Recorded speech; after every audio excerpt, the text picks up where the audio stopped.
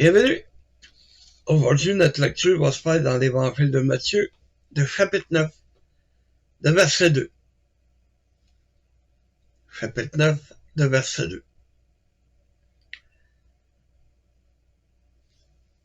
On vit dans un monde de déprime. Le monde est déprimé, découragé. Et que ce soit pour n'importe quoi aujourd'hui, là, le découragement vient rapidement. Des nouvelles qu'on voit, que ce soit à la radio, que ce soit à la TV, que ce soit sur Internet, peu importe, il n'y a rien d'encourageant. Tout est déprimant. La guerre ici, la famine là, les problèmes par ici, les problèmes par là. Il n'y a rien pour encourager le monde. Le monde vit dans une déprime totale. Il n'y a jamais eu autant besoin de psychologues, de psychanalyse, de psychiatres, parce que les gens sont troublés. Les gens sont découragés, puis ont besoin d'aide. Et pourtant, la personne qui pourrait les aider, c'est le Seigneur Jésus. C'est ça qu'on va voir à travers le message d'aujourd'hui. Et voici, on lui amena un paralytique couché sur un lit. Jésus, voyant leur foi, dit au paralytique, « Prends courage, mon enfant, tes péchés sont pardonnés. » Ce que les gens ont besoin, c'est du pardon. C'est d'être pardonné par Dieu à travers le Seigneur Jésus. On est tous voués à la mort. Que tu aies la meilleure des vies, la pire des vies, tu vas finir pareil comme tout le monde à la mort. Et le jugement va venir tout de suite après. Tu acceptes Jésus comme ton sauveur, tu passeras pas en jugement. Tu as renié le Seigneur Jésus, tu n'as pas rien voulu savoir de lui, tu vas passer en jugement. Et le jugement de Dieu, c'est qu'écoute, il t'a donné la chance d'être sauvé, tu n'as pas voulu le prendre, fait que le lac de feu et de soufre t'attend. Les gens ne veulent pas y croire, le lac de feu et de soufre, mais pourtant, il est existant, il existe. Bon. Va, tes péchés te sont pardonnés. C'est la plus grande joie que tu peux pas ressentir. Tu peux pas avoir mieux que ça, là. Quand tu sais que, à cause de la mort de Jésus sur la croix, tes péchés seront pardonnés. Y a-tu plus belle nouvelle? Y a-tu de quoi nous rendre plus heureux que ça? Et pourtant, la déprime du monde, le découragement du monde va atteindre les membres de l'Église. Pourtant, ça devrait pas nous atteindre, là. Je suis sauvé, gloire à Dieu. Peu importe ce qui va arriver, je suis sauvé, je peux pas perdre mon salut. Un autre exemple, c'est encore dans Matthieu 9, mais c'est à partir du verset 22. Matthieu 9, à partir du verset 22.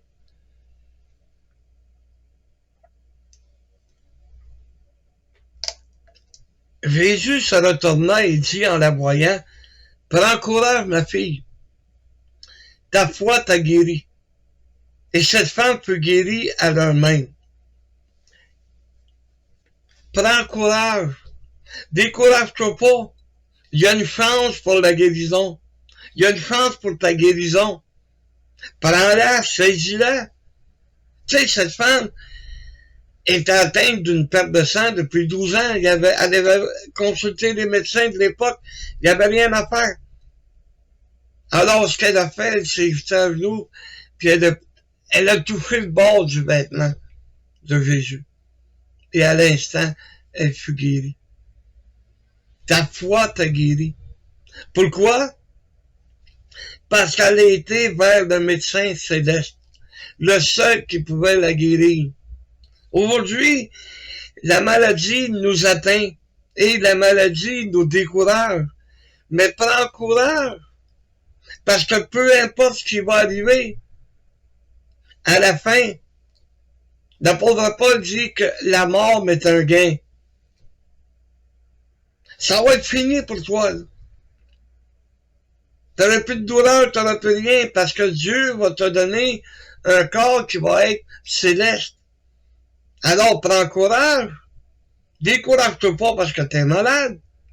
Tu devrais t'encourager à dire, ben, au moins, Seigneur, soulève-moi.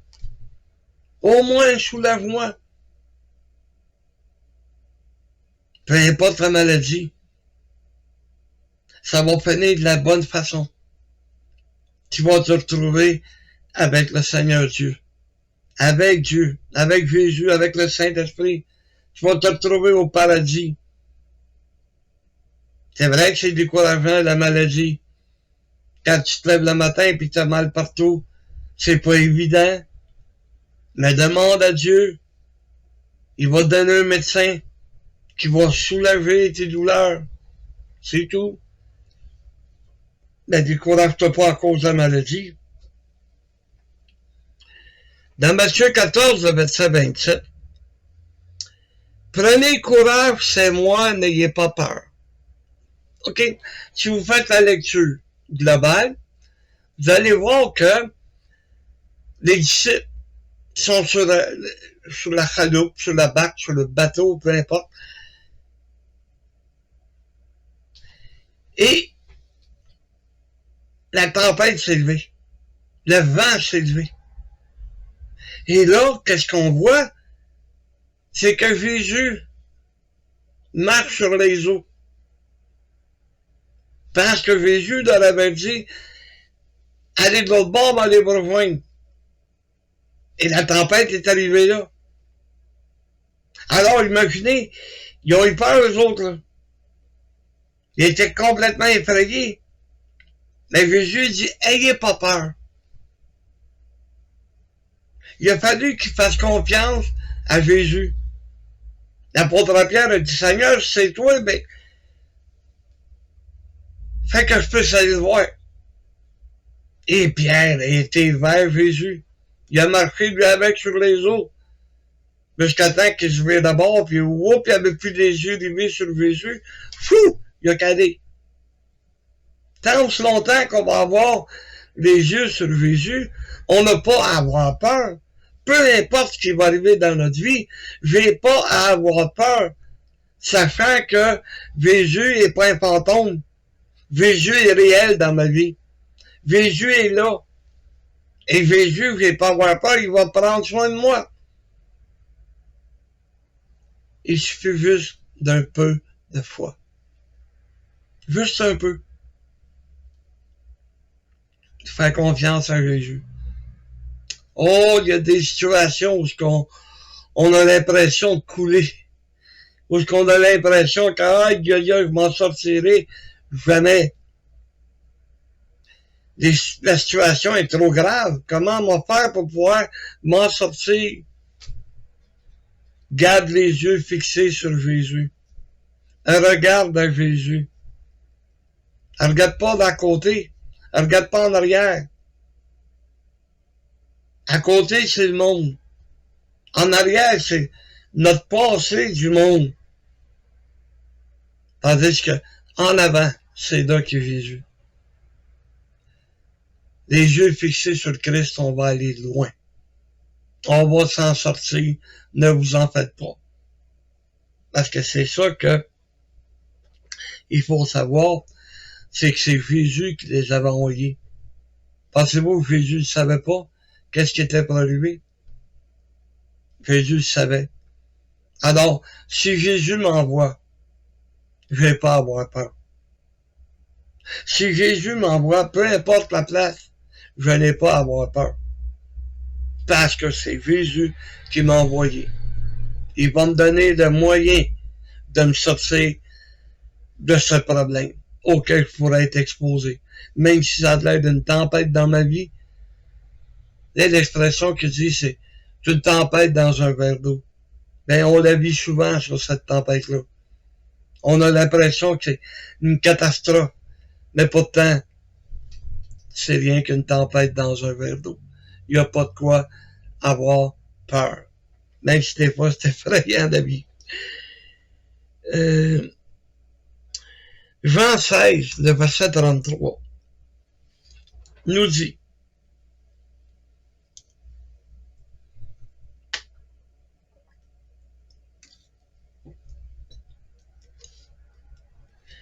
prenez courage, j'ai vaincu le monde. Celui qui est en nous est plus grand que celui qui est dans le monde. Il essaie de nous faire peur. Il essaie de nous effrayer. Il essaie de démontrer que, regarde, t'as pas grande puissance, là. T'es pas si fort que ça, là. T'es tout faible. Oui, mais Paul le dit, c'est quand je suis faible que je suis fort. Parce que je dois faire confiance à Dieu. Je dois mettre ma confiance dans le Seigneur Jésus. C'est là que je suis le plus fort. Je vais pas avoir peur du monde. Je vais pas avoir peur que le monde me vainque. J'ai la victoire. Nous avons la victoire. Peu importe ce qui va arriver, qui est-ce qui va gagner, c'est nous autres. Parce que Jésus a vaincu le monde. Jésus a vaincu le diable. Jésus a vaincu les démons. Alors il nous dit, prends courage, là. Décourage-toi pas, voyons donc.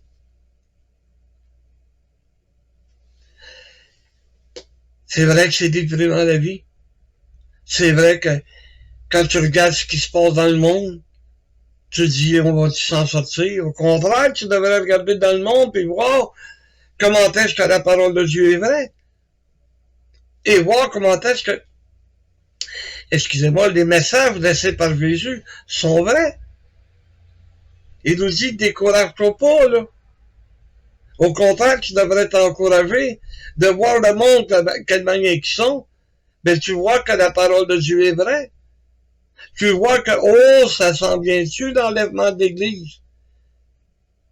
Ça s'en vient-tu notre délivrance? C'est à notre portée, c'est là juste à côté de nous autres. On pourrait quasiment la saisir par la main. Hein? Quand on dit, je sens quelque chose, comme l'impression que c'est tellement proche que je pourrais la saisir avec la main. Ben, c'est ça que l'enlèvement s'en vient. C'est ça que le retour de Jésus nous a promis. Quand tu regarderas ce qui se passe dans le monde, tu vas voir que Jésus est tout près de chacun d'entre nous. Réfère-toi au livre de Timothée. Quand tu commences, tu sais,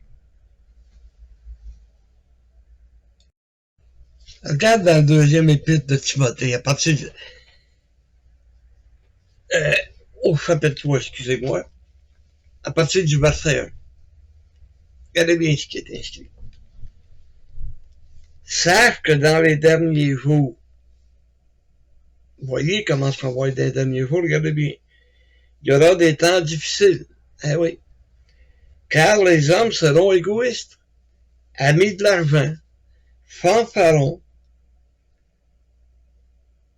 hautains, blasphémateurs, rebelles à leurs parents, ingrats et religieux, insensibles, déloyaux, calomniateurs, intempérants, cruels, ennemis des gens de bien, traîtres, emportés, enflés d'orgueil, aimant le plaisir plus que Dieu, ayant l'apparence de la piété, mais reniant ce qui en fait la force. Éloigne-toi de ces hommes-là.